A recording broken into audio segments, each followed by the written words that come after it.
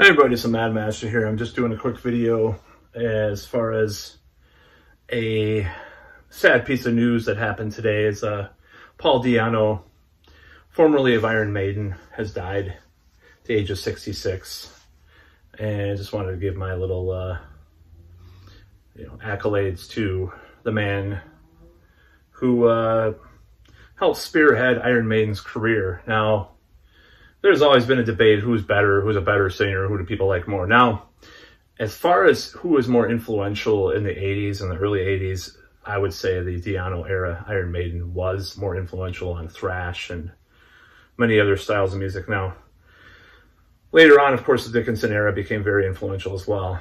But as far as how I see it, as far as who I like more, I give a slight edge to Paul Di'Anno and his soulful voice, for example, Charlotte the Harlot, songs like that.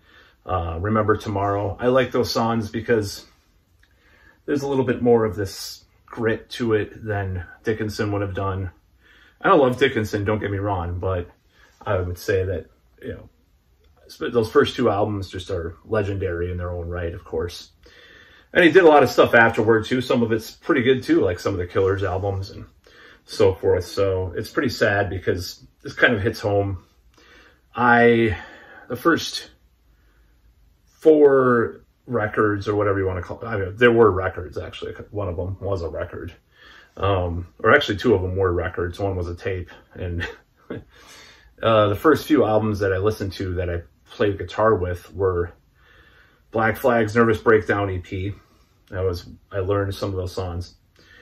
One of the second ones is Black Sabbath's We Sold Our Soul for Rock and Roll. And then the first 2 Iron Maiden albums, I just used to play those over and over again and used to listen to them. I had a tape of Killers, and then I started, I played with that, and I had the vinyl, the Harvest Records vinyl of Iron Maiden's first album, which is the superior version, in my opinion, the original master, with the Americanized track listing, which had Sanctuary, and the ones that don't have like the singles that came out in the UK, I don't like that as much. I like when they have the full track listing.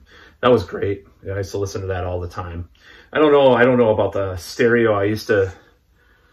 The tone might have been off. It might have been too high. It might have been an F. So I tuned my guitar to F a couple times, and when I used to play along with it accidentally or whatever. It was back in the day, of course. And I used to play along with it all the time, and it was one of those things that was my learning experience of music. I mean, that was pretty much what got me started playing music or listening to music, was Iron Maiden in the first place. Live After Death was the first album, but what got me on guitar were those first 2 albums. Actually, that was the first stuff I played along with and learned how to play, sort of learn how to play guitar. So yeah, and Paul Di'Anno, he will be missed. He's confined to a wheelchair recently. He's had a lot of health issues. And that's pretty sad, when that happens. He lived a full life, for sure. I mean, he did a lot of stuff, crazy stuff in his life. He released an autobiography, which I kind of want to read now. He's done a lot of things. He's been, he was pretty bitter about Iron Maiden, but for a long time. But there's a lot of things back and forth in the press. But recently he made his peace with the band, and they've hung out. Steve Harris and Bruce Dickinson and Paul Di'Anno. But they're both named Paul, by the way. Paul Bruce Dickinson and Paul Di'Anno.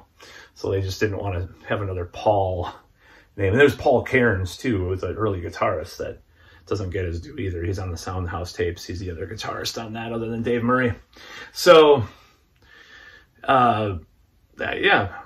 lasting legacy that he's had on singers, all sorts of singers, because he had that kind of punk feel meets like the Halford squeal. He kind of had a little bit of both. It's just that legacy. I'm sure there's a lot of singers that were influenced by those first 2 albums, especially the first 2 Maiden albums. Battle Zone was pretty cool. What was that?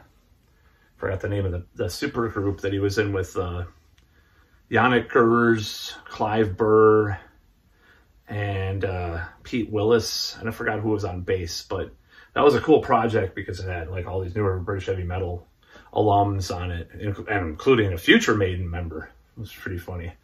That was a pretty cool song. That was pretty good vocals. You know, I think he could have done a lot more albums too, but he was really prolific, especially the second half of his career. Did all sorts of, I was like, another Paul Di'Anno album? You know, all these albums that came out. It was pretty cool. So I may crack open a beer to him tonight. I listened to a little bit of the first album today in the car.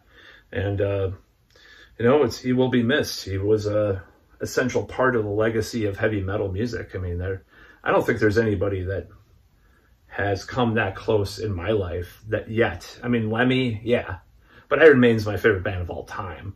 So this is kind of a big deal to me, because this kind of hits home, you know. So yeah, I just wanted to give my tribute to Paul Di'Anno and up the irons. That's about all.